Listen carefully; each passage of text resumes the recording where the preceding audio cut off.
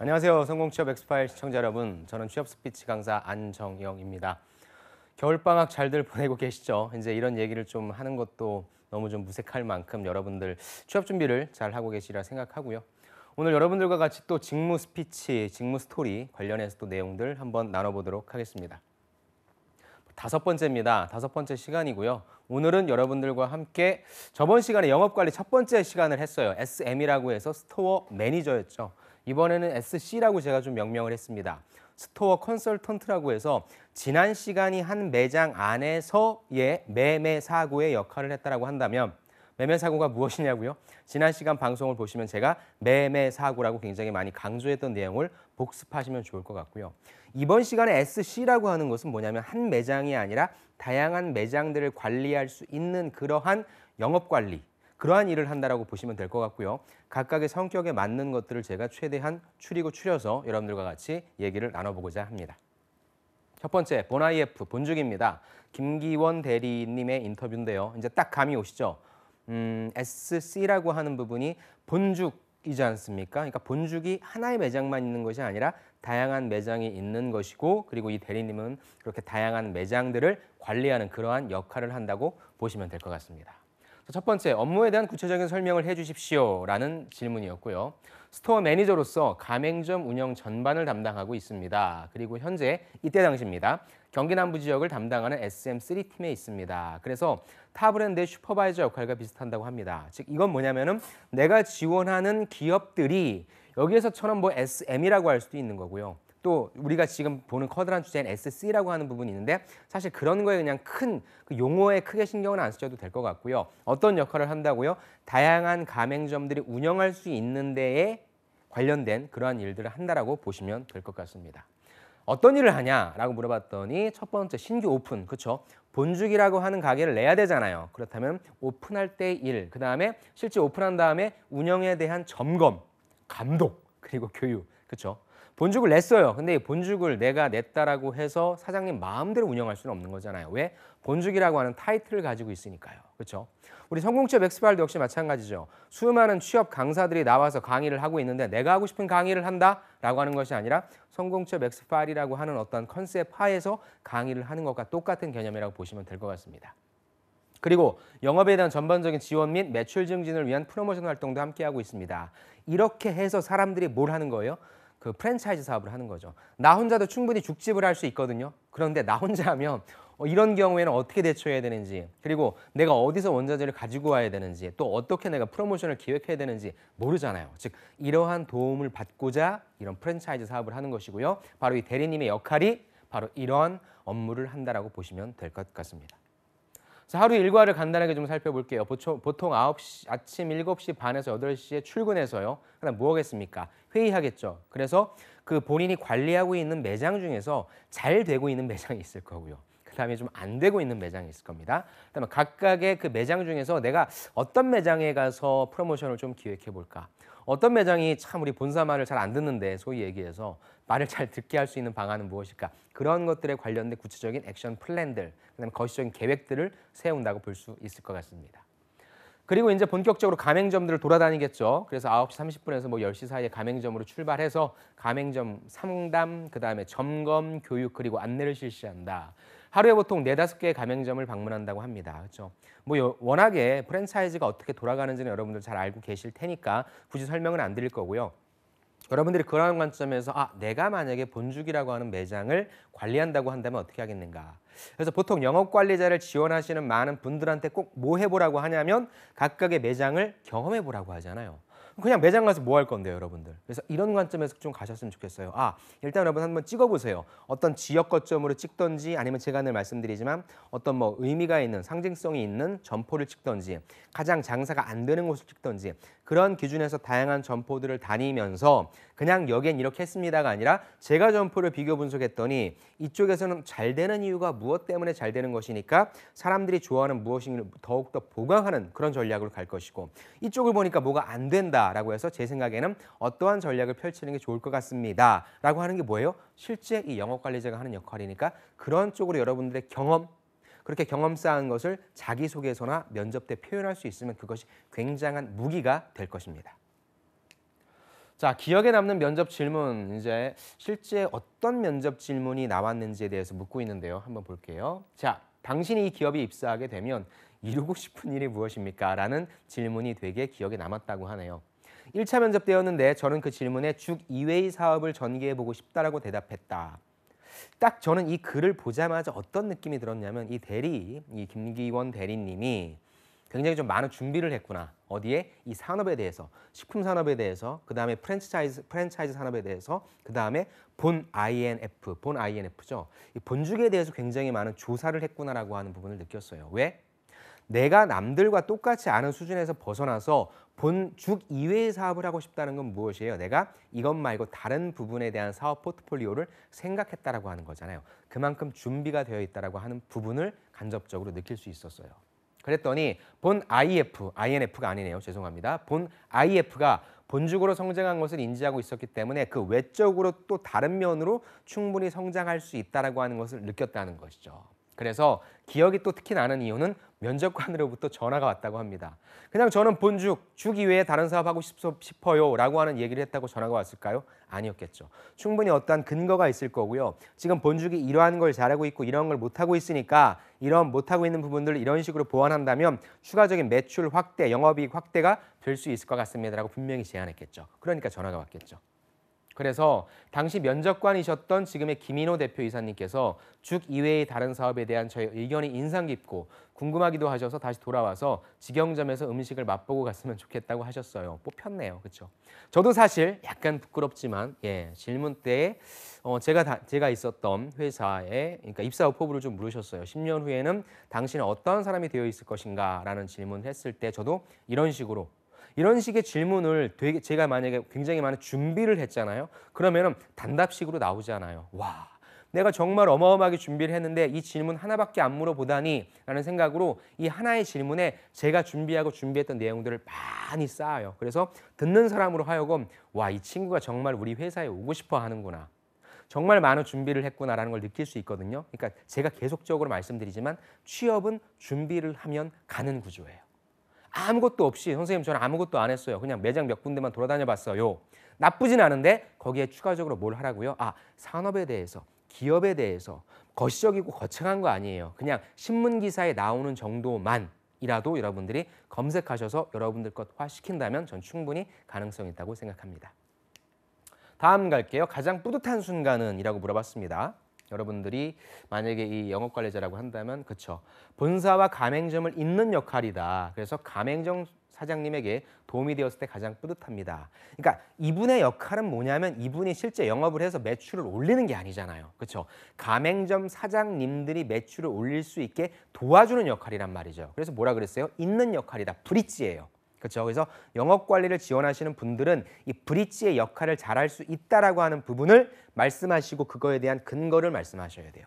근데 여러분들이 실제 영업 관리할 수 있어요? 없어요. 그러니까 뭐예요? 실제 영업 현장에서 있었던 일을 바탕으로 본사에서 어떤 지원이 조금 더 있었으면 좋았을 텐데 본사에서 어떤 도움, 본사에서 어떤 정책, 본사에서 이런 부분 이렇게 절약해 줄 수 있으면 좋을 텐데라고 하는 그러한 아이디어, 그러한 생각들을 여러분들이 추출해낼 수 있으면 돼요. 왜? 현장 경험을 해봐야 진짜 이 현장에 대해서 관리를 할 수 있잖아요. 그 개념으로 접근을 하시면 될 것 같습니다. 예를 들면 프리미엄 전복죽 메뉴 포스터를 눈에 잘 띄게 만들어가지고 붙여놨더니 메뉴 포스터를 통해 수익이 늘어나게 되어서 가맹점 사장님들이 굉장히 좋아했다. 가맹점 사장님들의 사랑을 받을 수 있는 이유는 하나죠. 매출을 올려줄 수 있는 다양한 제도들을 제공해주면 될 것 같아요. 그렇죠? 그러니까 여기에서 그냥 단순한 포스터라고 표현을 했지만 실질적으로 이 포스터 하나를 사람들이 딱 보고 와 먹고 싶다, 주문해야 되겠다라는 생각이 날 정도로 또 얼마나 많은 과정을 거쳤겠습니까? 그렇죠? 그러니까 모든 것이 다 어디에 연결돼 있다고요? 현장에 연결돼 있고 백오피스에 연결돼 있습니다. 그게 영업 관리자의 역할이라고 보시면 될 것 같아요. 그렇다면 이번엔 반대로 가장 어려웠던 순간 무엇인지 한번 볼게요. 자, 프로모션을 가맹점주가 거절할 때죠. 그렇죠? 제일 어렵죠. 좋은 기획과 함께 가맹점 사장님의 의욕이 더해져야 좋은 결과가 나올 수 있다. 가장 힘든 일이죠. 제주에도 이제 영업관리자, SC 하시는 분들이 많아요. 제자분들도 있고. 근데 이분들이 가장 크게 이제 힘들어하는 게 뭐냐면 어차피 본사에 방침이 정해져 있어요. 그리고 저도 본사 소속의 직원이기 때문에 본사에서 얘기하는 부분들을 제대로 전달할 수 있어야 되거든요. 근데 이게 생각보다 쉽지 않아요. 그냥 우리가 소위 얘기해서 까라면 까라고 했을 때 깔 수 있는 구조가 아니잖아요. 또 요즘에 특히 본사에서의 갑질이라고 하는 그런 사회적 이슈라는 부분도 많이 발생할 수 있기 때문에 어떻게 하면 서로가 윈윈할 수 있는 구조를 제대로 설명해서 제대로 설득해서 가장 좋은 결과가 나올 수 있을지를 고민하는 것이 가장 힘든 역할이라고 볼 수 있는 것입니다. 이 과정에서 본사 방침과 가맹점 사장님과의 의견이 달라 충돌할 때가 굉장히 많습니다. 그렇죠? 이러한 경우에는 다른 매장의 긍정적인 결과값을 통해 설득하여 관철시키겠다라고. 저 이거 굉장히 좋았어요. 왜냐하면 여러분들이 실제 면접장에서 이런 질문 받을 수 있거든요. 아니 본사의 말을 듣지 않는 가맹점주가 있다. 당신이라면 어떻게 설득하겠는가? 이렇게 얘기하는 것이죠. 예, 저라면 일단 왜 가맹점주 분이 이렇게 반대하시는지 그 이유를 먼저 듣겠다. 어차피 매뉴얼은 정해져 있으니까요. 들은 다음에 뭐예요? 어떤 설득을 해요? 그런데요, 가맹점주님, 옆에 있는 매장, 다른 매장에 저도 똑같이 우려를 하셨고 이런 식으로 했었지만 제가 제안한 부분을 받아들이셨고 결국엔 좋은 결과값이 나왔습니다. 제가 봤을 때 지금 이 가맹점도 가맹점주님이 계신 이곳도 이것이 가장 좀 절실하게 필요하다고 생각합니다라고 해서 객관적인 근거를 가지고 설득하는 부분이 가장 중요하다고 생각합니다 라고 대답하는 게 제 생각에는 최소 50점 이상은 훨씬 더 받을 수 있는 점수, 그 포인트가 아닌가 싶습니다. 그래서 여러분들 제가 늘 말씀드리지만 이게 그냥 읽으면 흘러가는 그냥 기사예요. 그러지 말고 여러분들 하나하나에 여러분들이 의미 부여를 하시고 내가 이걸 자기소개에서 응용해야 되겠다. 면접 때 응용해야 되겠다라고 해서 하나하나를 여러분들의 무기로 만드시기 바랍니다. 자, 스토어 매니저 이번에 필요 역량을 물어보네요. 자, 도전 정신이 필요합니다. 안 되는 것도 되게 할 수 있는 진취적이고 창의적인 자세. 굉장히 일이 어렵다는 얘기겠죠. 그다음에 열정도 요구된다. 그다음에 가맹점에서 생겨나는 운영, 매출 증진에 대해 끊임없이 고민해야 합니다. 그래서 굉장히 힘듭니다. 예, 사람도 설득해야 되고 또 매출 방안도 만들어내야 되고 또 설득해야 되고 설명해야 되고 성과도 보여줘야 되고 굉장히 열정적이고 힘든 일이기 때문에 도전 정신이 좀 필요한 것 같습니다. 자, 또 스토어 매니저라는 직무는 그렇죠. 신뢰라고 하는 부분 두 가지, 도전 정신과 신뢰를 가장 큰 키워드로 잡으시면 좋을 것 같네요. 사람과 사람 사이 일이기 때문에 신뢰가 있을 때 기본적인 일 이상의 것들이 이루어지기 시작한다는 부분이죠. 그렇죠? 제가 늘 말씀드리지만 비즈니스는 그렇죠? 사람과 사람 사이에 어떤 신뢰가 있어야만 진행되는 거예요. 만나자마자 가맹점주님, 우리가 이번에 이런 프로모션을 기획했으니까 이걸 한번 진행해 보세요라고 하면 절대 안 되죠. 요즘 어떻게 지내세요? 와, 날씨 정말 춥네요. 아침 드셨습니까? 아니면 뭐 자식 얘기를 한다거나, 그렇죠? 그분이 관심 있어 할 만한 상황, 그리고 그분의 입장을 진짜로 헤아릴 수 있는 그러한 모습들을 보여줘야, 그렇죠? 실제 비즈니스를 할 수 있는 환경이 조성된다고 꼭 여러분들 알아채시기 바랍니다. 입사에 가장 도움이 되는 경험 무엇이냐고 물어봤어요. 여러분들 입장에서 이게 필요할 텐데, 아하, 2번의 가맹점 운영 경험이라고 할 수 있습니다. 직접 체험한 이 경험에서 우러나오는 이야기를 했다. 근데 실제 여러분들이 가맹점 운영을 할 수는 없을 것 같아서 저는 이게 여러분들한테 바로 쓸모는 없을 것 같고요. 다시 관점을 달리한다면 여러분들이 이러한 가맹점에서 일했던 경험을 어필하면 그 부분은 충분히 가능할 것 같습니다. 그 이유는 제가 앞부분에 말씀을 드렸고요.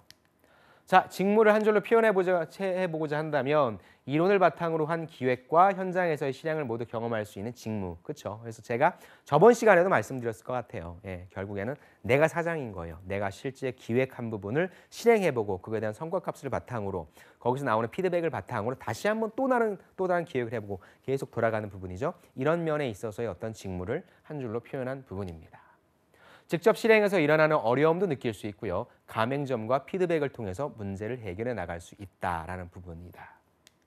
자, 업무 수행에 있어서 필수 전공은 무엇이냐? 뭐 영업관리 전공이 필요하겠습니까?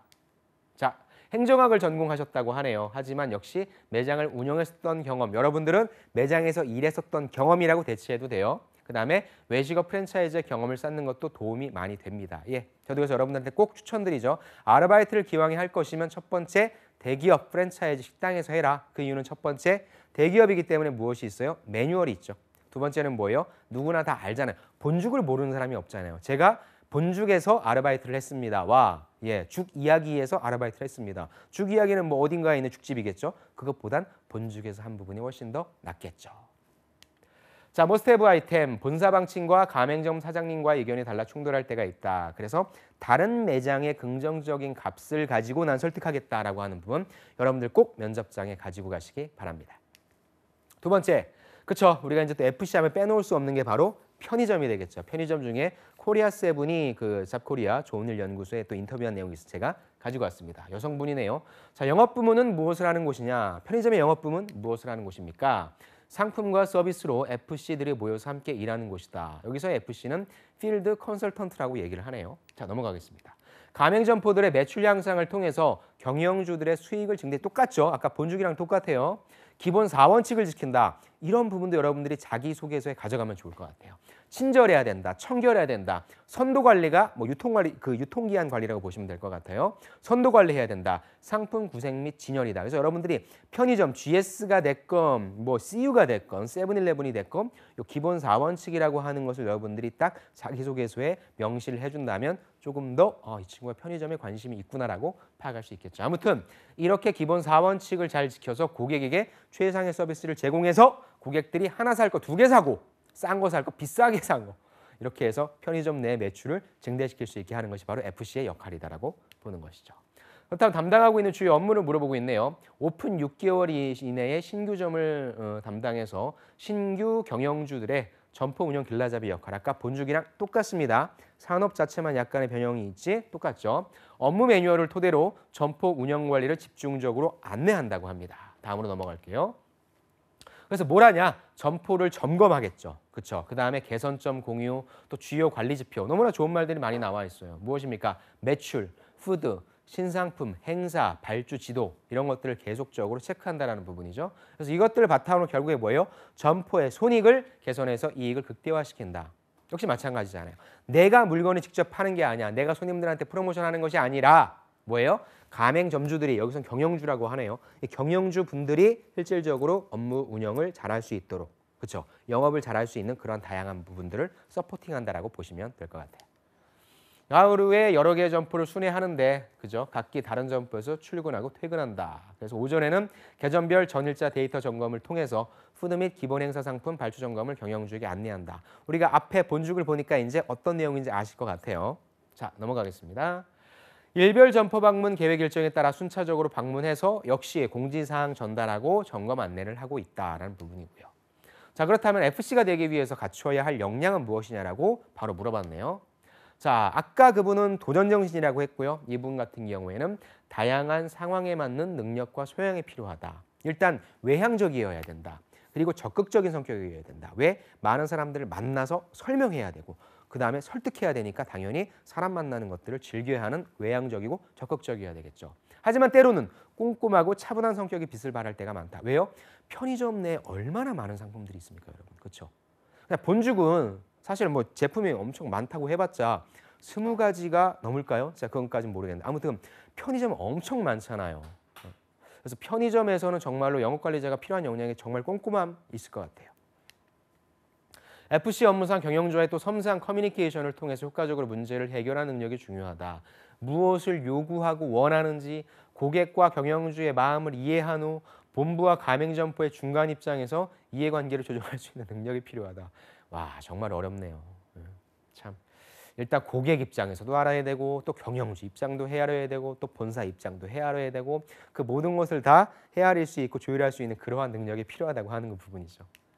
자, 점포와 본사를 연결하는 이분은 통신원이라고 했네요. 아까 그분은 브릿지, 그렇죠? 있는 역할이라고 했는데 그래서 역시 본부의 지침을 정확하게 안내해야 되고요.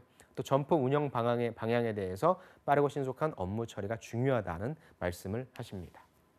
자, 이게 되게 좀 재밌더라고요. FC가 갖춰야 할 역량 중에서 두 가지로 나눴어요. 첫 번째는 본부 입장이에요. 즉 본사 직원으로서 어떻게 돼야 되냐면 점포의 매출과 데이터 실적을 기준으로 FC 업무의 성과를 판단한대요. 즉 나의 정량적인 부분을 얘기를 해줘야 된다는 것이죠. 아무리 일 잘하고 점포 그 경영주들과 사이가 좋아도 각각의 점포들의 매출이 나오지 않는다면 나는 무능한 사람이 되는 부분인 거죠. 그래서 본부 입장에서 봤을 때 나는 철저하게 이런 데이터 실적, 정량적인 부분으로 판단되기 때문에 주의를 해야 되고 반대로 점포 경영주 입장에서는 어때요? 점포의 문제점을 빠르고 신속하게 해결해주는 부분이 결국엔 경영주의 만족도를 좌우한다는 부분이죠. 그래서 이 부분도 실제 업무를 해본 분만 얘기할 수 있는 부분이니까 여러분들도 이거 잊지 않고 여러분들의 자기소개서나 면접에서 응용하셨으면 좋을 것 같아요. 그래서 점포의 문제와 불만을 빠르게 일단 해소를 시켜야 되겠죠. 그런 다음에 경영주랑 자연스럽게 신뢰가 쌓이겠죠. 그렇게 해서 점포 운용의 의지를 기반으로 점포의 매출을 상승을 시킨다면 최고의 FC로 자리매김할 수 있을 것이다. 이론은 너무 쉬운데 진짜 얼마나 어렵겠습니까? 또 하나의 점포만 해도 막 머리가 아플 거고 참 힘들 텐데 이걸 다양한 점포에서 해야 돼서 또 그 부분도 좀 정말 좀 힘들 것 같습니다. 자, FC의 매력과 힘든 점이 바로 나왔네요. 먼저 매력부터 한번 살펴볼게요. 그랬더니 소비 패턴 변화 속에서 사물과 사람을 대하는 보는 시야가 넓어졌고 특히나 변화하는 트렌드 대응과 유행을 미리 앞장서 볼 수 있는 눈이 생긴 것이다. 예전에 편의점은 그냥 진짜 24시간 운영한다라고 하는 부분, 그리고 좀 비싸지만 아까도 말씀드린 것처럼 24시간 운영하니까 비싼 값을 할 수밖에 없다라는 그게 편의점의 의미였는데 정말 점점점 편의점이 어때요? 여기 나와 있는 것처럼 트렌드 대응이 되게 빨라요. 일본 같은 경우에는 편의점이 편의점이 아니죠. 동네 주민센터. 그렇죠? 그런 개념으로까지 가고 있거든요. 편의점에서 굉장히 다양한 것들을 할 수 있어요. 왜? 가장 중요한 게 무엇입니까? 편의점은 전국에 소위 다 있잖아요. 우리가 길을 가다가 편의점 없는 곳은 없잖아요. 즉 굉장히 다양한 곳에 플랫폼이 있기 때문에 여기에서 어떤 사업을 어떻게 진행할지 굉장히 흥미진진하다는 것이죠. 그래서 어떤 트렌드 세터 역할도 대단히 잘하고 있다고 볼 수 있고요. 이것이 편의점에서 있어서의 어떤 또 FC로서의 어떤 역할로서의 큰 매력이 아닐까라고 하는 그런 부분인 것 같습니다. 그래서 내가 변화하고 있는 트렌드를 한번 예측해보고 그렇다면 이걸 이렇게 해보는 게 어떨까라고 추천해서 우리 점포만의 마케팅 기획을 통해서 반응 또 그걸 바로 내가 체험해볼 수 있다라고 하는 부분이 좋다라고 얘기합니다. 24시간 운영하는 편의점이기 때문에 항상 점포에서 발생하는 사건, 사고 대응이 가장 큰 이슈긴 하죠. 그래서 예를 들어 점포 시설이 고장났다라든지 또 가장 중요한 게 전산 오류 났다라든지 그다음에 고객 클레임 등 다양하고 예기치 못한 그런 상황이 발생했을 때 이런 것들을 해결할 수 있는 능력 물론 중요하긴 한데 이 부분도 힘들다고 얘기하는 부분이죠. 그래서 편의점을 지원하시는 분들은 꼭 문제 해결 능력 예기치 못한 상황에서 어떻게 해결할 것인지에 대해 어떻게 대처할 것인지에 대해서도 꼭 준비를 하셔야 될 것 같습니다. 자, 그 다음에 신규 오픈 점포를 관리하고 있어서 정말 단순 경미한 문의가 많다. 하나하나 모르니까 이거에 대해서 또 꼬박꼬박 대답을 해줘야 된다는 것이죠. 자, 그렇다면 롤 모델로 삼고 있는 영업 사례가 있는가라고 하는 질문이었고요. 가장 중요한 부분이 기본 상품과 신상품 도입이다. 기존 상품 가지고는 점포를 운영한다면 고객들은 같은 상품만 있으면 여기 편의점은 뭐 같은 것만 있네, 새로운 게 없네라고 하니까 계속적으로 신상품을 도입시켜야 된다라고 하는 부분인 거죠. 그래서 필수 기본 상품을 기반으로 해서 매주 출시되는 신상품을 플러스 알파로 도입시킨다는 것이죠. 그래서 새로운 변화를 주고 상품 회전율도 빠르게 해서 야, 저 편의점에 가면 요즘 유행하는 그게 있더라 라고 하는 말을 들을 수 있게 만들어 놓는다는 것이죠. 그래서 고객 니즈에 충분히 어필할 수 있다고 생각합니다. 자, 대표적인 사례로 예전 시기라 여러분들 좀 양해해 주시기 바랍니다. 허니버터칩 출시 이후에 허니 시리즈 관련 출시 신상품을 대량 발주했고 점포 행사 진열 때 홍보 강화. 그렇죠. 한때 완전 난리였잖아요. 2015년이었던 걸로 기억이 나요. 한 3년 전에. 저도 편의점 가가지고 먹고 싶었는데 없어서 예약을 해놓고 받아왔던 그런 기억이 있습니다. 그러면 내가 FC라면 허니버터칩 자체를 갖다 놓는 것도 의미가 있겠지만 어때요? 사람들이 이거에 많이 반응을 하네. 그럼 비슷한 상품들을 허니버터칩 위주로 허니버터칩 주위에다가 갖다 놓는 것이죠. 그래서 관련된 소위 얘기해서 아류 상품들이 되게 많았잖아요. 그러한 트렌드 캐치 능력을 바탕으로 빨리 상품을 기획해서 빨리빨리 내놓는 그게 이분이 생각하는 롤 모델로 삼는 그런 영업 사례라고 보는 것입니다. 최근에 소비자들의 선호하고 유행하는 패턴을 빠르게 분석해서 상품 선정 및 판매 전략이 중요하다고 생각한다. 그래서 편의점을 지원하실 분들은요. 물론 편의점을 가서 보시는 것도 되게 중요해요. 하지만 맛 블로거 있을 거예요. 유명한 맛 블로거. 아니면 이러한 편의점의 블로거들도 많이 계시거든요. 그런 분들의 블로거를 보시면서 아 이런 것들의 유행이구나.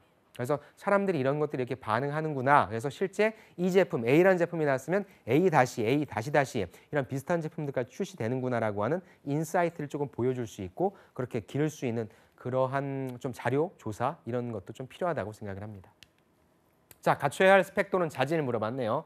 아르바이트나 대내외 학회 활동 등 다양한 경험을 통해 적극적이고 진솔하게 임하는 자세. 예, 우리 영업 관리자라면 반드시 있어야 할 경험을 베이스로 해서 그렇죠. 적극성, 도전 정신 이런 것이 필요하다고 보면 될 것 같습니다. 전공학과보다는 당연히 정확한 직무 이해와 지원자의 인성이 훨씬 중요하고요. 늘 새로운 사람 만나죠. 또 새로운 상품을 접할 수 있어서 말 그대로 새로움이 있어야만 된다라고 보는 것입니다. 자, 끝까지 또 열정적으로 업무를 실행하는 자세와 의지가 있어야 된다. 그만큼 일이 많이 힘듭니다. 예, 힘드니까 여러분들 꼭 의지, 열정 갖고 계시기를 바랍니다. 자, 머스트 해브 아이템 갈게요. 결국에 본부 입장에서는 나는 점포의 매출과 데이터 실적을 바탕으로 평가를 받는 부분인 거고 점포 경영주 입장에서는 빨리 이분들의 문제를 해결해 줄 수 있는 이런 역할을 해야 된다. 즉 둘 다의 입장에서 각각의 입장에서의 자질이 조금 다르고 내가 어떻게 준비해야 될지에 대해서 여러분들이 파악하는 시간으로 가져가셨으면 좋겠습니다. 자, 이번에는 프레시웨이입니다. 또 여러분들이 많이 지원하시는 게 바로 뭐예요? 식자재, 그쵸? 유통, 영업이 되겠죠. 담당 업무를 바로 물어봤습니다. 저는 외식직거래를 담당하는 SU 부서에 있습니다. 세일즈 유닛죠.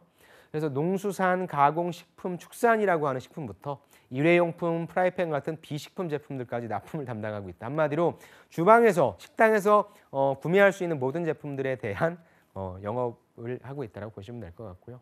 주로 기존 거래처 관리한다, 신규 거래처를 발굴한다. 똑같죠. 그렇죠? 기존에 있는 거래처를 이렇게 관리하면서 추가적으로 이제 가맹점 문의가 들어오면 그런 분들 아니면 이분 같은 경우는 이제 신규 거래처를 뚫어야 되는 거잖아요. 사람들이 찾아오는 것이 아니라 본인이 직접 발굴해야 된다라고 하는 역할이 약간의 차이가 있네요. 자, 신규 거래처를 발굴할 때 한식, 중식 파트를 담당하는 분들은 길을 가다가 괜찮은 식당이 있으면 식당에 들어가서 명함을 주고 영업을 하기도 하고요. 저 역시도 이탈리아 레스토랑이 있으면 들어가서 견적서와 명함을 건네기도 하고요. 실제 신입 때 힘들죠. 소위 너무 부끄럽죠. 내가 이렇게 밥 먹으러 왔는데 저희 거 이거 저 프레시웨이 다니는데 하면서 주기가 쉽지는 않은데요. 1년 정도 지나면 아니면 좀 빠르면 6개월 정도 지나면 자연스럽게 여러분들이 줄 수 있게 됩니다. 왜냐하면 첫 번째는 이제 뭐 그게 나의 일이다라고 하는 부분도 있고요. 두 번째는 뭐냐면 생업이기 때문에 그렇습니다. 예. 그리고 거기에서 이루는 어떤 성취감이 있어요. 제가 늘 말씀드리죠. 영업에서 가장 중요한 건 뭐예요? 거절을 두려워하지 않은 용기였죠. 내가 좀 줬을 때 부끄러워? 뭐 안 쓸 수도 있어요. 그렇죠? 그다음 그 사람이 아유 뭐 됐어요. 우리 쓰는 데 있어요. 이 말했을 때 내가 부끄러워? 그런 거 아니잖아요. 그렇죠? 부끄러울 수도 있고요. 10장 주면 아니면 100장 주면 한 장 답은 와요. 그러니까 여러분들 그 길거리에서 수많은 전단지 뿌리고 뭐 다 하는 게 결국에 그 많은 사람들 중에서 한 명은 선택을 하거든요. 그게 절실히 필요한 사람이 있거든요. 그렇기 때문에 이러한 역할들 하는 게 저는 굉장히 사실 중요하다고 생각하고요. 잠깐 다른 얘기로 갔을 때 자동차를 되게 많이 파시는 분들, 그분들의 영업 비결을 묻거든요. 하나예요. 꾸준하게 고객들한테 문자 메시지 보내고 저한테도 굉장히 많이 와요. 다양한 딜러분들한테. 근데 그냥 버리다가도 어느 때는 딱 필요할 때가 있어요. 그러니까 그렇게 많은 사람들한테 꾸준함을 보여주는 것이 전 가장 중요하다고 생각하고요. 그러한 노력이 없이 그냥 나는 이만큼 사람인데 왜 사람들이 나한테 안 찾아오지? 이런 자세는 정말 지양하셔야 될 것 같습니다. 자, 다시 갈게요. 그렇게 거래가 성사되냐라고 직접적으로 물어봤네요. 그랬더니 거절하는 분들이 훨씬 많다. 100개 중에 10개만 성공해도 충분히 성공한 거라고 생각한다. 그래서 의도적으로 그런 곳에 가서 밥을 먹기도 한다. 그렇죠? 이 자세예요. 10%면 굉장히 높은 겁니다, 여러분들. 100개 중에 한 개만 걸려도 소위 한 개만 걸려도 굉장히 좋은 건데 10개만 성공한다라고 하면 굉장히 성공한 겁니다. 자, 무작정 들어가는 것보다는 식사를 한 후에 식사 정말 맛있겠다. 어머, 사장님 너무 맛있네요. 어떤 식자재 쓰세요? 라고 말을 트는 아이스 브레이킹의 역할을 하라는 것이죠. 대화를 이어가기 좋으니까요. 사용하신 식자재는 근데 저희 프레시웨이에서도 있는데 직수협에 납품을 하고 있는데 어디서 얼마나 매입받나요? 근데 이 부분을 바로 직접적으로 물어보기보다는 소위 얘기하는 라포죠. 사장님이 나한테 좀 우호적일 것 같아. 그리고 사실 프레시웨이 정도면 모르는 사람은 없잖아요. 그렇죠? 그러니까 훨씬 더 영업하기가 수월하실 겁니다. 실적에 대한 부담 어떨까요? 당연히 있다라고 얘기하네요. 어떤 때요? 개척해야 될 때나 내가 기존 거래처만 관리를 한다면 어찌됐건 내가 계속적으로 만나는 사람들이니까 사장님 조금만 더 해주세요 라고 해서 어느 정도의 신뢰관계를 바탕으로 해서 그런 부분들이 될 수 있는데 항상 뭐가 따라붙습니까? KPI에 신규 거래처가 들어가잖아요. 그렇죠? 그 부분에 대한 그 압박이 좀 심할 거예요. 그다음에 이제는 익숙해지다 보니 그러려니 하지만 매달 세팅된 목표에게 맞춰야 하는 심적 부담감 굉장히 큽니다. 우리가 흔히 그래서 뭐 식품이라든지 뭐 약이라든지 이런 것들은 좀 이렇게 쟁여놓을 수가 있는데 야, 이거 식자재 유통 같은 경우에 이거 어디다 갖다 놓습니까? 뭐 물론 또 따로 처리하는 부분들이 있긴 하겠지만 아무튼 매달 이 실적 관리가 굉장히 스트레스가 될 것 같아요. 빠진 매출을 신규를 발굴해서 메꾸는 게 쉽지 않죠. 그렇죠? 매달 반복이다. 그래서 월말만 버티자, 월말만 지나면 돼 하다가 다음 달 초가 되면 또 금방 월말이 됩니다. 예, 시간이 굉장히 빠르게 갈 거예요. 하지만 당연한 스트레스다. 그리고 참 이 마인드가 괜찮은 것 같아요. 결국엔 영업사원의 목표는 뭐예요? 나에게 정해져 있는 매출을 내는 게 영업사원의 목표다라고 하는 부분. 참 신기한 게 마인드 세팅을 어떻게 하느냐에 따라 진짜 아무것도 아닌 것 같은데 그래 할 수 있어 잘 될 거야 라고 생각하는 사람과 야, 이거 뭐 누가 되겠어? 내가 명함을 뿌린들 뭘 얘기를 한들 되겠어? 라고 하는 사람의 성과는 굉장히 차이가 나고요. 궁극적으로는 이런 분들이 인생이 뭐 제가 긴 삶을 산 건 아니지만 많이 이렇게 차이가 많이 나더라고요. 왜냐하면 그게 삶을 대하는 태도이기 때문입니다. 취업을 대하는 여러분들 태도 그럴 거예요. 아니 뭐 이제 상반기 공채 한 달 남았는데 뭐 지금부터 해도 되겠어? 자소서 이거 뭐 써도 되겠어? 이런 생각을 하시는 분과 내가 하루에 자소서 한 항목씩을 작성해 보겠다. 인적성 1시간씩은 풀어보겠다라고 매일매일 하시는 분과의 6개월 후의 차이는 어마어마할 겁니다. 여러분들 중요한 게 하루 막 하고 하루 하나도 안 하고 이것보다는 꾸준함, 그렇죠? 꾸준히 천천히 하는 자가 결국엔 승리한다는 말도 있지 않습니까, 여러분들? 꾸준함의 힘을 믿고 한번 따라 보시기 바랍니다. 자, 여자 영업사원으로서 특히 또 일한다는 부분 어떨까요?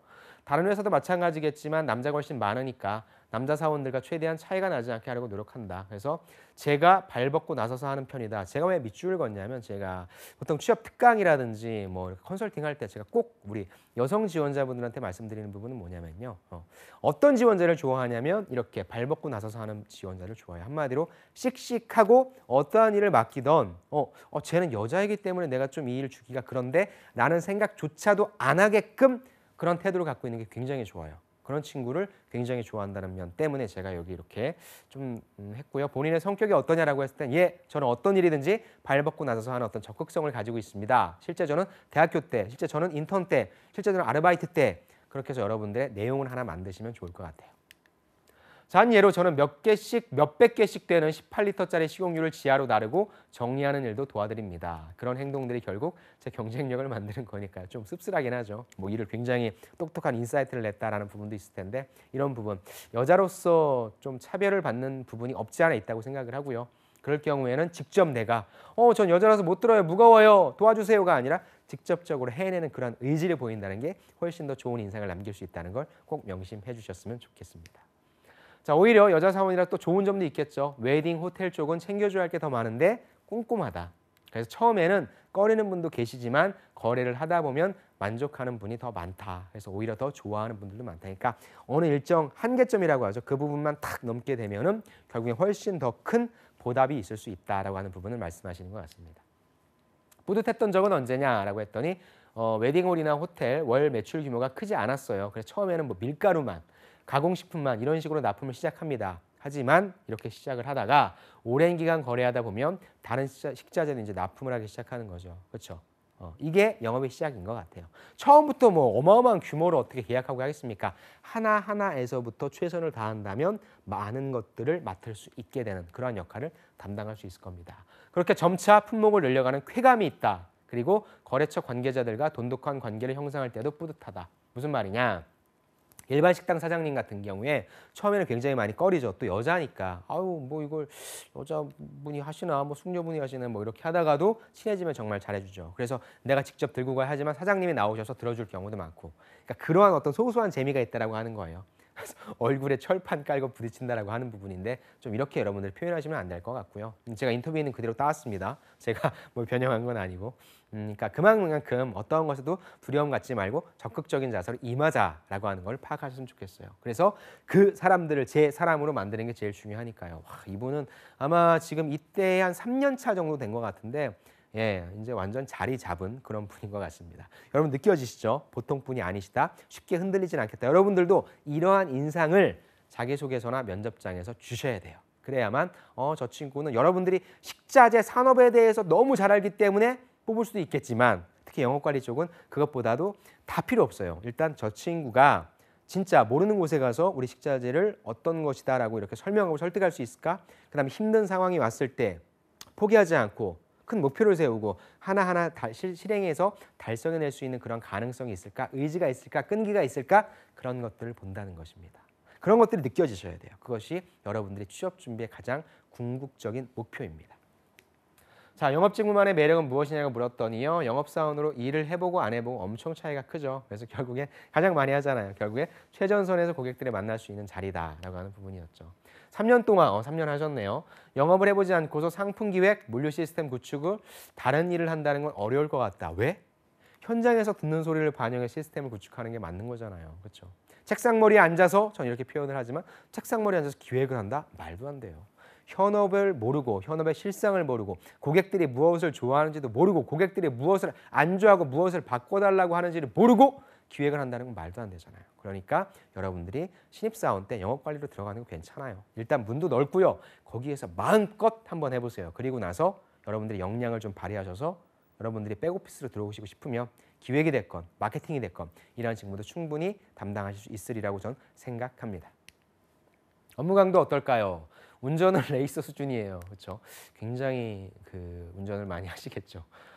내부 업무가 없는 건 또 아니니까 또 들어와서 일을 하기 때문에 퇴근이 늦어지기도 하는 건 사실입니다. 이건 뭐 어느 산업의 영업관리직이건 간에 똑같은 내용일 것 같고요. 주량도 세야 하나 이 부분도 많이 궁금하죠. 그랬더니 꼭 그렇지만은 않다. 입사 초에 회식 자리를 하지만 나는 많이 다녔다. 멘토님이 이 자리 저 자리 데리고 다녔다. 그땐 그게 참 힘들다고 생각했는데 이제 와서 생각해보니 그게 큰 자산이 된 것 같아요. 그래서 요즘에 이제 저는 이제 컨설팅을 하니까 여러분들을 만나잖아요. 근데 확실히 또 저 때와는 또 이 세대 차이가 있어서 싫으면 싫다라고 분명하게 얘기를 하더라고요. 근데 저는 가급적이면 회식 자리는 내가 술을 먹지 않더라도 가셨으면 좋겠어요. 왜냐하면 회식도 결국은 업무의 연장이고요. 내가 술을 안 먹는다고 저는 술 안 마십니다라고 딱 자르기보다 우리가 흔히 면접관과 대화하라고 하는데 그 어려운 점이 있나? 이걸 잘 알고 있나? 아니요, 전 모르겠습니다. 없습니다라고 하면 단절되잖아요. 상대방을 존중하지 않는 느낌이 드니까 여러분들 회식 가셔서 술을 드시지 않더라도 그 자리에 앉아서 어떤 얘기를 하는지 조금은 공식적인 얘기보다는 조금 더 마음에 있는 얘기도 할 수 있는 부분이고 야, 난 사실 니들이 좀 이렇게 해줬으면 좋을 것 같다. 니들은 어떤 부분이 좀 서운했니? 라고 해서 뭐 술 한잔 들어갔을 때 좀 쉽게 나올 수 있는 얘기들 하면서 아, 사람들이 이런 생각을 하고 있구나. 우리 팀장님이 이러한 고민을 하고 있구나를 알아챌 수 있는 자리니까 저는 가급적 참여하시고 또 가급적이면은 내 시간이고 뭐 그렇지만 남들을 위해서 좀 쓰는 여러분들의 것들을 좀 사용해 주는 그러한 좀 시간으로 삼으셨으면 좋을 것 같아요. 왜냐하면 술자리만큼 쉽게 친해질 수 있는 자리도 없다. 그다음에 어색하고 어렵던 분도 안면을 트고 인사를 나누는 그런 시간이기 때문입니다. 여러분들이 실제 영업사원이 뭐 회사 사람들과 술을 먹는다거나 그런 시간보다도 결국에는 시간도 없어요. 그렇죠? 다 거래처 사장님들 만나야 되잖아요. 그래서 그 사람들과 술을 먹는다기보다는 들어와서 어떻게 하면 우리 조직에 더 나은 성과를 발휘할 수 있을지에 대한 고민을 그렇죠. 공식적인 자리에서 해도 좋지만 그렇게 좀 허심탄회하게 얘기할 수 있는 자리가 결국은 회식 자리일 가능성이 크니까 그렇죠. 가능성이 높으니까 여러분들이 그런 자리를 꼭 빼지 않으셨으면 저는 좋겠습니다. 자, 그 다음에 이분 같은 경우에 입사 후 1년까지는 무조건 7시까지 나오겠다는 목표도 있어서 나는 또 그걸 지켰다. 전 이게 굉장히 좀 좋은 것 같아요. 결국엔 여러분들의 이미지가 입사한 다음에 한 짧은 기간에 여러분들의 이미지가 판명이 나요. 아, 쟤는 어떤 애라고 딱 회사 사람들 머릿속에 인식이 되기 때문에 이런 식으로 약간 좀 타이트한 그리고 가장 중요한 부분이 근태거든요. 근태 시간 지키는 거. 그러니까 특히 출근 시간 지키는 게 되게 중요하니까 출근 시간을 정해 놓으시고요. 특히 또 그런 것도 많이 시험해 보세요. 뭐 이제 위에는 팀장님들이 술 일부러 늦게까지 먹게 한 다음에 그 다음 날 몇 시에 출근하는 것도 테스트 하니까 여러분들이 이렇게 좀 원칙을 세우셔서 꾸준하게 이런 것들을 지켜나가는 모습을 보여주시는 것도 전 되게 좋을 것 같습니다. 자, 입사를 위해 준비한 스펙 볼게요. 대단한 스펙은 없었어요. 토익, 토스도 전부였고 점수도 높은 편이 아니었어요. 전공도 사학과, 정치외교학과 복수 전공이었어요. 따로 취업 스터디도 안 해봤어요. 이야, 뭐 제대로 한 게 없다라고 얘기를 하네요. 후배들에게 조언을 합니다. 자기 스스로 브랜드를 잘 만들어야 한다고 생각합니다. 또 자기 브랜드에 대한 자신감을 가져야 된다. 주눅 들지 않아야 된다. 이 회사에 이렇게 도움이 된다며 당당하게 자신을 어필할 수 있어야 된다. 여러분 어때요? 이분을 전 만난 적도 없어요. 뭐 CJ니까 제 후배가 되겠죠. 만난 적도 없는데 여러분들이 지금 이분의 인터뷰한 내용만 봐도 어때요? 어떤 친구인지 알 수 있을 것 같죠. 그렇죠? 스스로를 알아야 된다. 자신감, 주눅 들지 않아야 된다. 당당하게. 그래서 본인이 생각하는 본인의 이미지, 모습이 글로써도 나오고요. 결국에 면접장 가서도 어떤 식으로 면접을 받는지 제가 보지 않았지만 알 수 있을 것 같습니다. 그래서 뽑혀서 입사 3년 차까지도 잘 버텨내고 있는 것 같습니다. 자, 본인 스스로에게 또 자신감이 있다면 다 따라올 것이다. 그래서 앉아서 공부하는 것도 좋지만 밖에서 사람들 많이 만나고 거기서 배우고 성장해라라고 하는 굉장히 일반적이고 굉장히 당연한 팁을 주고 있습니다. 이게 답이 있는 거예요, 여러분들. 그렇다고 뭐 학교 공부를 게을리해라 이런 얘기는 아닙니다. 현장에 답이 있으니까 현장에서 하는 걸 두려워하지 말고 적극적으로 부딪혀봐라 라고 저는 말씀을 드리고 싶네요. 자, 머스트헤브 아이템. 영업을 해보지 않고서 다른 것들 할 수 없다. 현장에서 듣는 소리를 반영해서 시스템을 구축해 나가는 게 맞다라고 하는 부분 여러분들 가지고 가셨으면 좋겠습니다. 자, 이번에는 CJ 헬스케어. 사실 뭐 제약영업사원의 어떤 인터뷰도 좀 싣고 싶었는데 제약영업 쪽은 좀 딱딱한 내용으로 제가 일부러 한번 좀 꾸며봤습니다. 볼게요. 자, 파마세일즈 롤 역할 좀 볼게요. 거래처 내 다양한 이해관계자들을 조정하는 로비스트라고 합니다. 이런 단어들 참 좋은 것 같아요. 자, 파마세일즈 핵심 업무는 이해관계가 상충되는 고객, 의사, 약사가 있겠죠. 단단한 유대관계를 형성하고 제품의 비교 우위를 설명하여 매출을 증대시키는 일입니다. 근데 다른 부분들과 다르게 우리가 아까 우리가 프레시웨이로 갔을 때 이 파가 이 파보다 좋아요라고 식자재를 얘기할 때는 사실 그게 좀 불가능하잖아요. 뭐 이게 뭐 어떤 부분에 있어서. 하지만 여기에서는 얼마나 전문적입니까? 내가 약을 팔아야 되는데 소위 이 약이 이 약보다 좋은 점들을 제대로 설득해 줘야 되고요. 그 설득 대상이 누구예요? 소위 정말 전문가들이잖아요. 그래서 그런 부분에 있어서 약간 다르다라고 하는 점을 좀 가져가셨으면 좋겠습니다. B2B와 B2C 업무를 동시에 수행하는 비즈니스 스트래티지스트, 전략가라고 하네요. B2B, B2C? 무슨 말이냐? 자, 파마세일즈의 거래처는 도매에 있겠죠. 도매상들. 그다음에 대리점 있을 거고요. 약국, 의원, 병원입니다. 그래서 이런 곳에 당사의 의약품을 팔아야 되고 납품하고 수금하는 업무니까 당연히 B2B로 보는 것이죠. 반면 파마세일즈의 중요 고객은 누구예요? 결국에 이 고객, 우리 약을 사줄 사람들은 누구예요? 결국에 의사와 약사잖아요. 그러니까 이 고객들을 관리하며 당사 매출을 올리는 업무는 B2C적인 성격이죠. 그렇죠? 실질적으로 우리 약을 선택해 주는 사람은 누구냐? 의사와 약사잖아요. 그래서 이 의사와 약사가 선택을 해야만 이런 도매나 대리점, 약국 이런 곳에서 갖다 팔아주는 플랫폼의 역할을 하는 부분이니까 B2C와 B2B를 다 담당한다라고 볼 수 있는 것이죠. 다음, 키맨들과 강력한 라포를 형성하며 시장 환경 변화를 예측하고 대비할 수 있어야 합니다. 무슨 내용인지 볼게요. 자, 판매하는 기법이 아니라 자신의 고객에게 이익이 되는 것을 권하는 사람이라는 신뢰, 그리고 이러한 일에 대한 열정입니다. 또 인간관계 전문가입니다. 결국에는 약을 판다라고 하는 부분을 좀 이제 완곡하게 좀 아니면 이렇게 좀 포장해서 얘기를 하는 것 같아요. 그러니까 우리가 그냥 파는 게 아니라 당신이 이걸 사게 되면 무엇이 좋습니다라고 고객에게 이익이 되는 부분들을 설명한다라고 하는 것이죠. 그 다음에 결국에는 그런 거에 있어서의 어떤 신뢰관계, 라포 형성된다. 그리고 그러한 일에 대한 열정도 있어야 된다라고 보는 것이죠. 유능한 파마세일즈 사원들은 거의 비슷하지만 다른 마인드를 갖고 있거나 몇 가지 중요한 영업 기법을 좀 더 사용함으로써 차별화합니다. 근데 이 내용은 나오지 않아 조금 아쉽긴 하더라고요.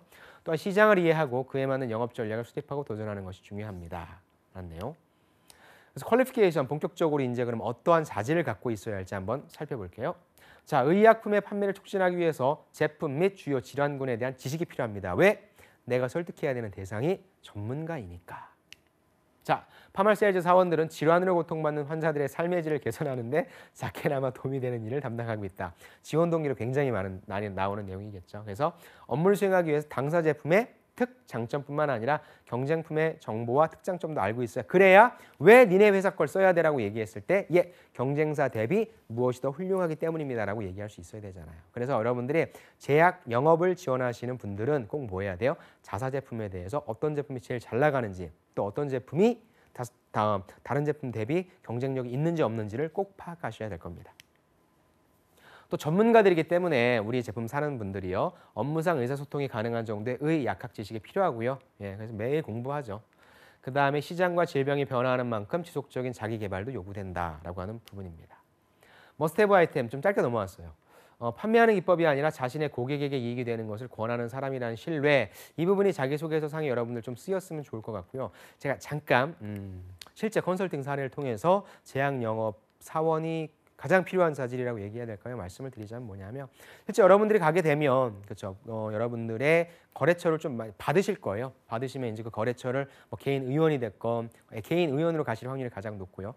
그런 곳에 가셔서 이제 거래처를 담당하시는데 가장 중요한 역량이 무엇인지 제가 보니까 실질적으로 가장 중요한 역량이 이제 병원에서 많이 어디 뭐 워크숍을 가거나 그런 거 하잖아요. 그러면 그런 것들을 전반적으로 다 총체적으로 아울 줄 아는 행사 기획자가 좀 되어야 돼요. 그래서 우리 이쪽 그 의사분과 이쪽 간호사분들은 어떠한 컨셉의 걸 좋아하시니까 뭐 어떤 곳에 가서 어떤 장소에 가서 어떤 프로그램들을 기획하고 그렇죠. 그다음에 이 병원에 있어서의 지금 고객들이 어떠시니까 어떤 뭐 음료 아니면 뭐 어떤 커피 아니면 어떤 뭐 편의시설 이런 것들을 한번 제안해 볼 수 있어야 되고 한마디로 병원에서 내가 담당하고 있는 병원에서 그 환자분들이 찾아오셨을 때 와, 이 병원 괜찮다라고 하는 내용들을 전반적으로 컨설팅해 줄 수 있는 능력이 굉장히 필요합니다. 왜?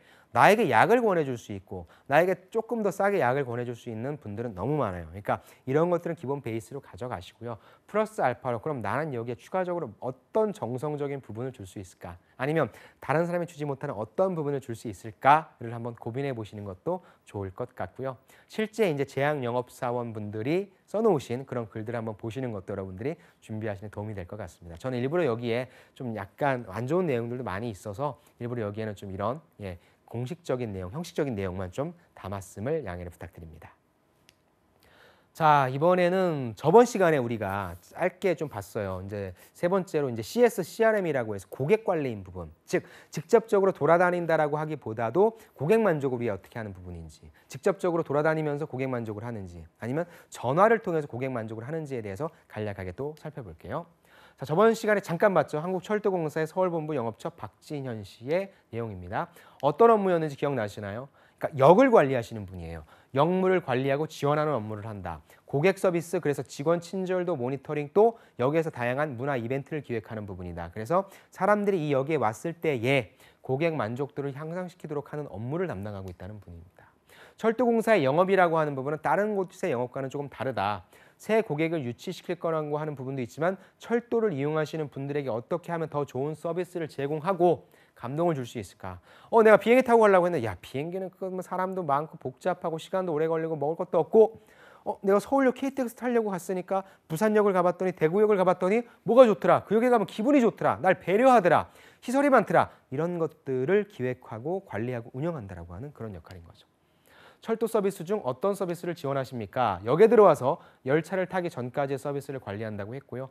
고객 대응 친절도를 면밀하게 모니터링한다. 또 역내 안내 직원들의 서비스 마인드도 제고하는 교육도 진행한다. 역내에서 고객들을 위해 일어나는 모든 것들을 관리한다고 보시면 될 것 같아요. 새롭게 고객 만족도를 높일 수 있는 서비스를 기획하고 관리한다. 시설 있으면 개량할 수 있는 방안을 마련한다. 역내에서 역시 행사를 기획하고 운영하는 업무도 담당한다라고 보는 것이죠. 업무 프로세스 어떻게 진행되냐라고 물어봤더니 연초에는 한 해의 서비스 계획을 세운다고 합니다. 그래서 가장 많이 하는 게 이제 현장 지도 점검이 되겠죠. 시설이 노후된 게 없는가, 불이 안 들어오는 데가 없는가, 화장실 물이 내려가지 않는 데는 없는가. 그다음 CS 교육, 실제 직원들이 매표소에서 사람들을 어떻게 대하는가, 그렇죠. 이런 부분들. 그다음에 협력업체 그 직원분들이 어떻게 대하는지 그런 부분들에 대해서 CS 교육. 불친절 VOC, 불평 VOC 들어왔을 때는 개선점 찾아서 현장에 전달한다는 부분이죠. 영업처도 고객의 소리에 항상 귀 기울이며 개선할 수 있는 점을 발굴하고자 노력하고 있다라고 하는 부분인 거죠. 자, 담당 업무의 장단점은 무엇이냐? 제가 교육 일을 해볼 수 있다는 것과 하고 싶은 일을 직접 기획할 수 있는 것이라고 생각한다.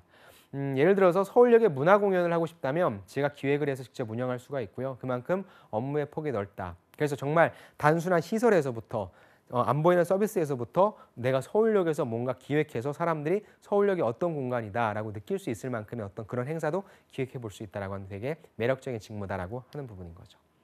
역의 청소나 시설 등을 그냥 지나치지 못하게 되는 것이 단점이라고 하네요. 그렇죠? 이제 다 눈에 보이는 거예요. 저거 하면 고객들이 또 클레임 걸 텐데, VOC 들어올 텐데 라고 하는 부분들이 보이니까 직업병이라고 하는 것이죠. 그래서 퇴근 시간이 되어도 여기에 가서 잘못된 점에 대해서 지적을 하는 모습을 발견하게 된다라고 하는 부분이 단점이라고 하네요. 또 우리 회사가 아닌 다른 역이나 공간들에 가게 되는데 또 저게 아닌데, 저게 아닌데 라고 하는 부분, 눈에 띄는 것들을 개선해야 된다는 강박 같은 게 약간 생기는 것 같다고 하네요. 자, 기억에 남는 에피소드 하나 전달해 달라고 했더니 서울역에서 일할 때라고 합니다. 2012년 5월의 어느 일요일 날 회사 입사 시험, 대학교들 입학 논술 시험이 겹쳐서 열차 이용객이 매우 많은 날이었다. 5월이면 보통 면접 때인데요. 그렇죠? 아무튼 이때 열차가 상당히 지연돼서 시험에 늦을 위기가 되었다라는 부분이죠. 어떻게 해결했을까요? 당시 서울역에서 내가 총괄 운영 업무를 하고 있었는데 어떻게 하면 이 상황을 해결할 수 있을까? 여러분들한테 상황 면접 문제로도 주어질 수 있겠네요. 그랬더니 마침 후배가 그날 한 기업이 입사 시험에 응시를 해서 후배에게 부탁해서 인사 담당자와 통화를 할 수 있었습니다. 대단하네요. 책임은 우리가 질 테니 늦는 사람들이 시험을 볼 수 있게 해달라고 간곡히 요청을 했고 기업과 대학교들에 하나씩 연락을 했고 경찰차와 택시를 동원해서 큰 문제 없이 시험을 볼 수 있게 도왔습니다. 모르겠어요. 여기 계신 분이 그냥 회사에 전화해서 책임을 우리가 질 때 어떻게 책임을 지겠다는 건지 모르겠는데 아무튼 이런 식으로 해서 뒷부분이 좋았죠. 그렇죠? 최대한 이분들이 늦지 않게 할 수 있는 방법, 우리 기차를 벗어나서 기차를 타고 내려서 역을 벗어나서는 어떻게 할 것인지에 대한 이 방안은 되게 좋았던 것 같아요. 즉 이런 것들이 실제 정답은 아닐지라도 이런 방안들도 생각해낼 수 있는 여러분들의 아이디어가 좀 필요한 것 같습니다. 자, 입사 전 코레일에 대한 생각과 다른 점은 무엇이냐? 자, 예전엔 매표 안내 같은 일이 대부분인 줄 알았는데 정말 눈에 띄지 않는 곳에서 정말 다양한 업무가 이루어지고 있다. 전 이게 되게 중요한 것 같아요. 제가 늘 여러분들한테 매장을 가봐라라고 얘기해요. 매장의 경험을 해봐라라고 얘기하는 게 우리가 눈으로 봤을 때 저런 일을 하는구나라고 알 수 있지만 실제 가서 보면 엄청난 일들을 하고 있잖아요. 즉 눈에 띄는 일들도 중요하겠지만 눈에 보이지 않는 중요한 일들도 굉장히 많고 내가 그런 걸 경험해봤다. 눈에 보이지 않는 일들을 잘 처리해야 눈에 보이는 일들을 제대로 처리할 수 있구나라고 하는 것을 배웠습니다. 라고 얘기할 수 있는 게 가장 강력한 무기가 됨을 꼭 인지하시기 바랍니다. 또 역무라는 것도 매표 안내뿐만이 아니라 멀티플레이어로서 활약할 수 있어야 한다는 것을 배웠다. 영업관리자라고 하는 것도 멀티플레이어로서 활약할 수 있다는 것을 꼭 알았다. 똑같이 연결될 수 있을 거예요. 또 뭘 할 줄 알아야 되냐면 CPR, 심폐소생술 당연하죠. 소화기 AED 사용법, 또 영어나 중국어도. 여러분 그러니까 이런 것들까지 할 수 있다면 굉장히 경쟁력이 있을 수 있겠죠. 왜? 다양한 고객들, 불특정 다수의 다양한 고객들이 내 매장에 와서 내가 관리하는 매장에 와서 어떤 일이 벌어질지 모르니까 이런 것들까지 저는 가지고 있습니다. 대비책을 갖고 있습니다라고 얘기한다면 훨씬 더 큰 경쟁력이 되겠죠. 또 풍선 아트나 마술 공연을 배운 적도 있습니다. 정말 열심히 사신 것 같습니다. 이분은. 자, 고객 서비스 직무 그렇다면 가장 필요한 역량은 무엇이냐라고 했더니 경력보다는 현장에 대한 이해와 배려가 중요하다. 역시 이분도 마찬가지입니다. 그래서 우문현답. 미련한 질문에 현명한 대답 이런 게 아니라 우리들의 문제는 현장에 답이 있다. 많이 들어보셨을 거예요. 이러한 사자성어, 그렇죠? 현장에서 어떤 이런 용어를 사자성어로 표현한 이런 부분들 여러분들이 써주시거나 면접 때 말씀해 주시면 조금 더 나은 결과를 볼 수 있을 나은 영향을 주실 수 있을 것 같아요. 현장에서 답을 찾기 위해서 더 발로 뛰고 더 많은 고객들을 만나고 더 깊게 고민하는 과정에서 좋은 답이 나올 수 있기 때문입니다. 그래서 적극적인 태도가 가장 중요하다고 생각합니다. 결국에 여러분들이 갖춰야 될 역량은 다 똑같잖아요. 자, 열차에 대한 이해, 역에 대한 이해가 중요하다. 열차를 많이 타보는 것을 추천한다. 그래야 좋은 점, 아쉬운 점을 발견할 수 있다. 개선점 찾아낼 수 있다. 여기에 다 들어가 있는 것 같아요. 선생님, 영업 관리하려면 어떻게 해야 돼요? 첫 번째, 많은 매장 가봐. 많은 매장 가봐서 무엇이 좋은지 무엇이 안 좋은지 기준점 정해서 한번 비교 분석해봐. 그 다음 뭐 해야 돼요? 네가 지금 당신이 지원한 이 기업 그리고 더 나아가서 이 산업에 대해서 한번 조사를 해봐. 그걸 이해를 얼마나 하고 있는지 트렌드가 무엇인지 입으로 얘기할 수 있어야 돼. 그 정도까지 준비를 해봐 라고 한다면 그게 여러분들 취업 준비가 될 겁니다. 그 내용이 많아지면 자소서에 쓸 수 있는 내용도 탄탄해질 거고요. 면접 때 얘기할 수 있는 내용도 풍성해질 것이라고 저는 생각합니다. 머스트헤브 아이템, 경력보다는 현장에 대한 이해와 배려가 더 중요하다. 우문현답이라는 말이 있다. 우리들의 문제는 어디에 답이 있다? 현장에 답이 있다라는 말씀 여러분들 꼭 응용하셨으면 좋을 것 같습니다.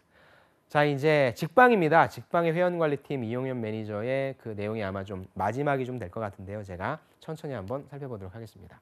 어떤 업무냐라고 봤을 때 직방이죠. 광고주가 누구겠어요? 결국에는 공인중개사들이겠죠. 직방에다가 계속적으로 무언가 줘야 되니까 신규 중개사무소를 유치해야 된다. 똑같죠. 그리고 전국 8,000개의 중개사무소와 커뮤니케이션 하면서 전반적인 회원 관리 업무를 수행하고 있다. 즉 이분의 영업 관리는 뭐예요? 직접 돌아다니면서도 할 수 있겠지만 어느 정도 직방의 위치가 올라가 있으니까 인지도가 올라가 있으니까 우리도 부동산을 사람들이 우리 부동산으로 안 들고 직방을 통해서 보니까 공인중개사분들이 직방을 이제 전화를 하는 것이죠. 그래서 이런 식으로 영업을 하는 것이고 이런 식으로 영업 관리, 회원 관리를 하는 것이죠. 자, 직무 선택 계기. 자, 다른 회사의 영업 조직이 오직 매출만이 성과의 지표라고 생각하고 개인별 성과에 초점을 맞추지만 직방은 그렇지 않았다. 서비스 이용자, 광고주, 시장을 위해 필요하다고 판단하는 정책을 설득하고 실행하는 조직이라고 하는데 사실 이 부분에 대한 설득은 되지 않아서 똑같은 거예요. 여러분들. 딱 봤을 때 설득이 돼요. 여러분들 자소서에 저는 이러한 사람입니다 라고 얘기하는 부분이 있어 다음 나올 내용은 뭐겠어요? 이거에 대한 근기를 얘기해 줘야 된다는 부분을 말씀드리고 싶네요. 다시 넘어갈게요. 저는 이전에 다니던 직장에서도 역시 매출이 인격이다라는 말이 나올 정도로 오직 매출, 성과에만 집중을 했었는데 직방 회원관리팀은 그렇지 않다라고 하네요. 아무튼 모르겠어요. 아무튼 거기에서 새로운 영업 방식에 큰 매력을 느꼈다고 합니다. 어떤 경험이 그렇다면 지금 회원관리 업무에 도움이 됐냐라고 물어봤더니 중개사분들과 커뮤니케이션 잦은 만큼 다양한 사람을 만나본다라고 하는 부분인 거죠. 그래서 예전에 저는 백화점 여성 의류층에서 관리자로 근무했다. 핵심적인 것이죠. 그래서 다양한 연령대의 판매원 및 브랜드 영업 담당자들과 소통을 했던 경험이 현재 업무에 가장 큰 도움이 되고 있다는 부분인 거죠. 또 서비스 업종에서 일해본 경험도 있다. 중개사분들 중에서 연령대가 높으신 분들은 스마트폰과 컴퓨터를 이용해서 고객들을 쓰고 있는데 실제 이런 것들을 대응해야 되는 사람이 스마트폰과 컴퓨터를 모르면 안 되니까 이런 분들에 대한 어떤 지도, 어떤 교육도 필요하되겠죠. 그래서 그런 면에 있어서 나의 광고주가 모르면 안 되잖아요. 그러니까 서비스 마인드 또한 필요하다고 얘기를 하고 있는 것입니다. 필요 역량은 무엇이냐라고 물어봤더니 커뮤니케이션 능력인 것 같아요. 왜냐하면 중개사분들의 연령대가 정말 다양하고요. 원활하게 소통하려면 아무래도 커뮤니케이션 능력, 특히나 또 이거는 직접적으로 대면에서 하는 것보다도 전화를 통해서 얘기하는 부분이 있기 때문에 보면서 얘기를 하면 나의 비언어적인 측면도 얘기해서 아, 이 친구가 어떤 식의 의도가 있구나 알 수 있는데 전화기를 통해서만 하면은 어때요? 목소리만 들으면 뭐라고 하는지 그 의도를 정확하게 알아차릴 수 없기 때문에 정말 회원 관리, 특히 전화로 하는 회원 관리에 있어서는 커뮤니케이션 역량이 정말 중요하다고 볼 수 있을 것 같아요. 필요하다고 판단하는 정책을 실행하고 설득하는 조직이 또 회원 관리인 만큼 합리적인 근거, 논리로 상대방을 설득할 수 있는 능력 또한 필요한 역량이다. 영업 관리자는 잘 알아야 돼요. 회사의 방침을, 우리의 어떤 규정을. 그래서 이걸 잘 이해하고 있고 잘 설명해야 되고요. 궁극적으로 한 방으로 잘 설득해야 됩니다. 그렇죠? 머스트헤브 아이템입니다. 아까 얘기했죠. 힘든 부분이 많음에도 불구하고 항상 친절하게 가르쳐준다면 회사에서 꼭 칭찬해달라고 하셨다. 궁극적으로 영업직이 됐건 영업관리직이 됐건 회원관리직이 됐건 뭐예요? 그렇죠. 꾸준한 친절함이 좋을 것 같아요. 그다음에 우리 가맹점주분들이, 우리 어떤 경영주분들이 나에게 끊임없이 컴플레인을 하고 그래도 아니면 나를 정말 시도 때도 없이 괴롭힌다 할지라도 잘 모르셔서 그럴 때 있어서 꾸준하게 잘 가르쳐준다면 궁극적으로 우리 회사를 선택할 수 있는 가능성이 높다는 것이죠. 오늘 이렇게 우리가 두 번째 SC, 스토어 컨설턴트에 대해서 배웠는데요. SM과 크게 다르지는 않은 것 같습니다. 아무튼 큰 역량은 다르잖아요. 이 산업이 어떻게 진행되고 있는지를 파악하시면 될 것 같고요. 가장 중요한 부분 여러분들의 경험을 최대한 많이 하셔서 잘 설명할 수 있게 그리고 잘 설득할 수 있는 그런 역량, 그런 비슷한 경험들 여러분들이 많이 하시고 모으셔서 여러분들 취업 준비에 잘 응용하시길 바랍니다. 오늘도 긴 시간 들어주셔서 감사드리고요. 다음 시간에도 다른 직무 스토리로, 다른 직무 타파를 통해서 여러분들의 직무를 도와드리겠습니다. 여러분들 성공 취업을 기원하며 오늘도 열심히 하신 여러분들을 응원합니다. 감사합니다.